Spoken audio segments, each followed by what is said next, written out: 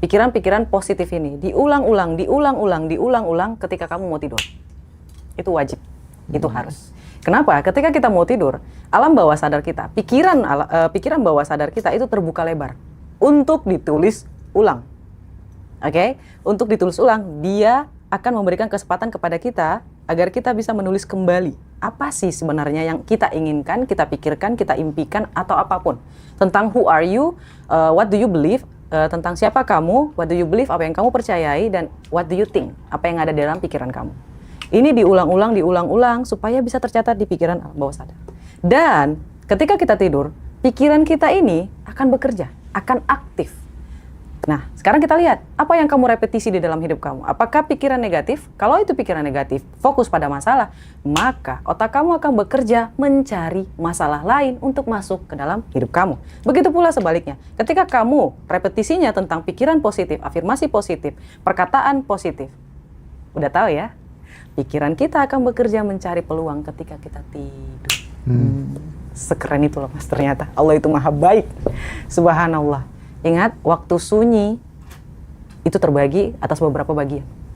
Pertama, kemarin ada yang bingung Mas, waktu mau bangun katanya. Gimana sih kata mau bangun? Iya, kalau kita mau bangun kan kita mulai sedikit sadar Mas. Nah, di saat itu tuh, kita melakukan repetisi juga bisa. Dan ketika kita mau tidur kan sedikit ngantuk dan sedikit sadar gitu loh Mas. Nah, di saat itu terbuka gitu loh Mas. Itulah kenapa kalau mau tahajud, kita harus tidur dulu teman-teman. Ya, di situ. Itulah kenapa luar biasa. Itu nyambung semua Mas ternyata Mas. Jadi jangan bilang ya kalau ini tidak sesuai dengan agama.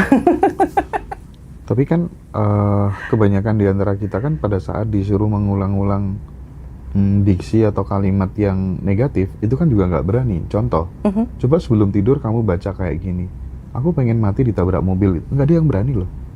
Alasannya apa? Takut kejadian gitu. Pertanyaannya, kenapa kalau yang positif kamu nggak takut kejadian? Aduh, betul lagi. Dibalik aja. Betul lagi Mas Hendra. Ya Allah ya Rabbi. Nah tuh guys, itu betul loh pertanyaannya. Ini analoginya bagus banget loh Mas. Iya. Wow. Sehingga ya saya sepakat dengan yang disampaikan Bosman tadi ya, bahwa orang yang cerdas dia hanya berkata, bercanda sesuatu yang ingin terjadi di dalam hidupnya gitu. Aku dulu waktu kuliah, waktu bercanda sama teman-teman dekatku, ingat ya, 5 tahun yang akan datang, nanti banyak orang akan kenal aku. Banyak orang akan lihat aku, kenal aku. Tak pikir aku bakal jadi politisi, diwawancara di televisi gitu. Tapi cocok sih Mas.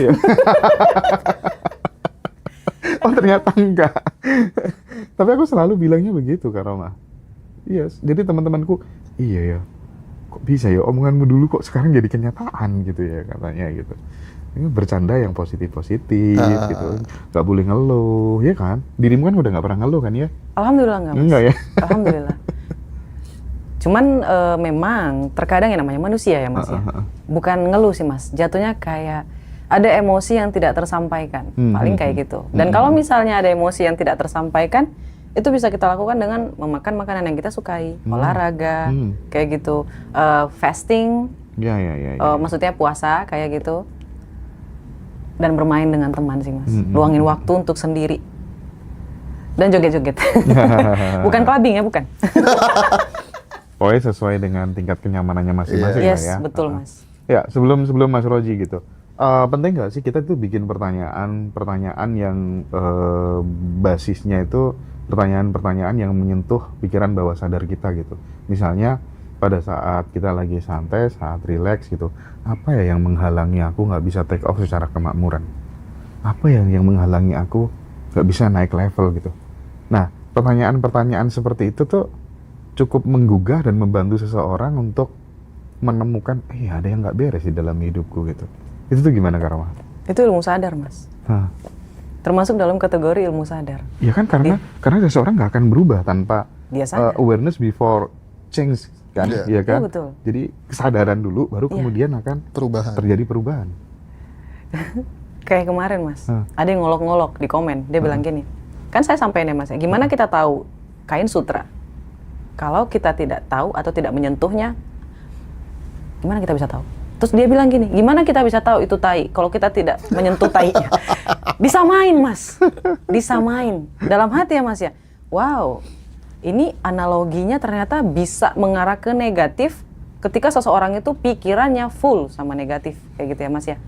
Nah, ini saya sampaikan kepada teman-teman, kita tidak akan pernah bisa memasuki sebuah era atau memasuki sebuah level baru kalau kita tidak tahu itu level ada. Kayak gitu Mas. Ketika saya mulai bekerja Mas, saya mulai tahu, oh ternyata ada orang yang penghasilannya jauh lebih luar biasa dan dia nggak bekerja sama sekali. Luar biasa. Dan ketika saya kenalan lagi sama mentor saya makin tahu, luar biasa. Tinggal ngasilin duit. Ada yang kayak gitu. Saya nggak tahu tuh Mas. Saya nggak aware. Saya nggak sadar dulu kayak gitu Mas. Kenapa ya aku ada di sini? Kenapa dia bisa ada di situ?